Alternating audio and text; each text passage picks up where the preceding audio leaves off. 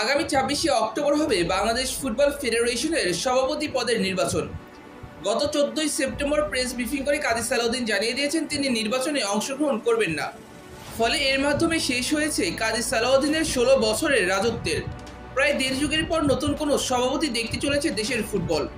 কিন্তু প্রশ্ন হলো কে হবেন সভাপতি, কারাই বা এই চেয়ারের জন্য লড়াই করবেন।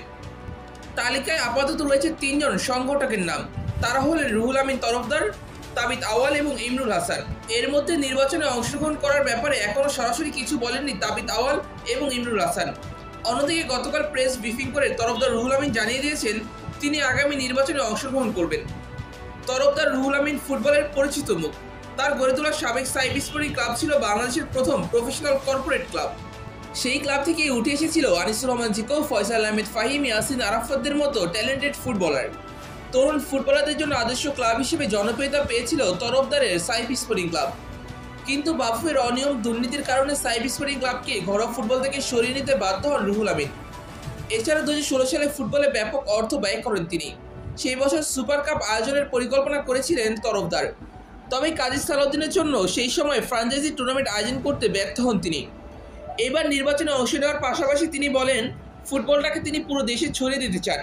দেশের বিভিন্ন জায়গা থেকে ট্যালেন্টেড ফুটবলার খোঁজার কাজ করবেন তিনি।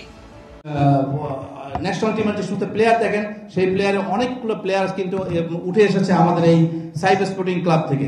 সেই ক্লাবটাও কিন্তু আমাদেরকে বন্ধ করে দেওয়া হচ্ছে। কর্পোরেট ক্লাব হিসেবে ফার্স্ট সাইব পাওয়ারটেক শুরু করেছিল, তারপরে বসুন্ধরা চলে এসেছে আমাদের এই কাতারে, কিন্তু সেই মাঝপথে এসে ক্লাবটাও আমাদেরকে বন্ধ করে দেওয়া হচ্ছে। তবে আমি আপনাদেরকে একটা কথা বলতে চাই, যদি আমি নির্বাচিত হই, আমাকে যদি সবাই আপনারা নির্বাচিত করেন, আপনাদেরকে আমি ফুটবলের একদম রুট লেভেল থেকে আমরা ফুটবলটা শুরু করবো এবং ফুটবলকে আমরা শীততাপ নিয়ন্ত্রিত ঘরের ভিতরে কাঁচ ঘরের ভিতরে ফুটবলকে রাখবো না। ফুটবলকে আমরা ডিসেন্ট্রালাইজ করে ফেলবো। ফুটবলের জায়গা গ্রামে গঞ্জে থেকে উঠে আসতে হবে, ফুটবল করে এসে তারপরে আমাদের এই ঢাকা শহরে আসতে হবে। সেই কাজটা কিন্তু প্রথমে আমরা হাত দিব, ফুটবলকে আমরা ডিসেন্ট্রালাইজ করে ফেলবো। ডিসেন্ট্রালাইজ করে প্রতিটা ডিভিশনে আমাদের আমরা রেডি করতেছি। আমাদের নেতৃবৃন্দ যারা আছেন সকলের সাথে বসে আমরা যে নেক্সট আমাদের ফুটবল যদি আমরা নির্বাচিত হয়ে আসতে পারি, তাহলে আমরা কিভাবে ফুটবলকে আমরা আগাতে পারি সেই বিষয়ে আমরা টোটাল জিনিসটা আপনারা তুলে ধরবো। সেই সাথে আরো জানান কেন স্পন্সর সংকটে পড়েছে বাংলাদেশের ফুটবল এবং কিভাবে এখান থেকে বেরিয়ে আসতে হবে সেটা তার দায়িত্ব। অবস্থাটা এমন হয়ে গিয়েছে, আমাদের ফুটবল ফেডারেশনের উপরে কোনো ট্রাস্ট নাই। কোথা থেকে ট্রাস্ট নেই? আমাদের স্পন্সর পাওয়া যায় না। আগে তো প্রচুর স্পন্সর ছিল, স্পন্সর নাই। কেন স্পন্সর নাই? টাকা ঠিক মতো ইউজ হয় না, মিস ইউজ হয়। আমাদের সরকার ওই সময় তদানীন্তন গভর্নমেন্টকে আমরাও বলেছিলাম, আমাদের অ্যাসোসিয়েশন থেকে আমরা বলেছিলাম না ফুটবলকে টাকা দিতে হবে। ফুটবল ফেডারেশন এটা নিয়ে ফাইট করেছে। ফাইনালি তারা টাকা দিয়েছে, ২০ কোটি টাকা তাদের বরাদ্দ করা হয়েছিল।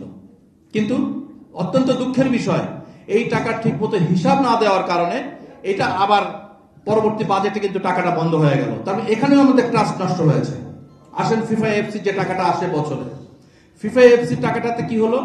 তারা যে টাকাটা দেয়, যে খাতে খাতে টাকা দেয়, সেই টাকাগুলো ঠিক মতো প্রপার ইউজ করা হয় নাই। বিভিন্ন খাতে বিভিন্ন সময় টাকা ইউজ করা হচ্ছে এবং তারা অডিট করে এসে দেখে যে এখানে ব্যাপক অনিয়মের কারণে ফুটবলের যে সেক্রেটারি ছিল, জেনারেল সেক্রেটারি আজীবনের জন্য নিষিদ্ধ হয়ে গিয়েছে। ফিফা থেকে নিষিদ্ধ হয়েছে, বাংলাদেশ ফুটবল ফেডারেশন থেকে তারা নিষিদ্ধ। তবে আমি একটু বলতে পারি, অন্তত আমরা যদি নির্বাচিত হয়ে আসি, এখনো প্যানেল আমাদের ঠিক হয়নি, জাস্ট আজকে ওনারা সভাপতি হিসাবে আমাকে মনোনয়ন দিয়েছেন। আমি মনোনয়ন সাদরে অ্যাকসেপ্ট করেছি এবং আমি সকলকে নিয়ে একসাথে একযোগে ফুটবলকে নিয়ে আমরা ডেভেলপ করতে চাই।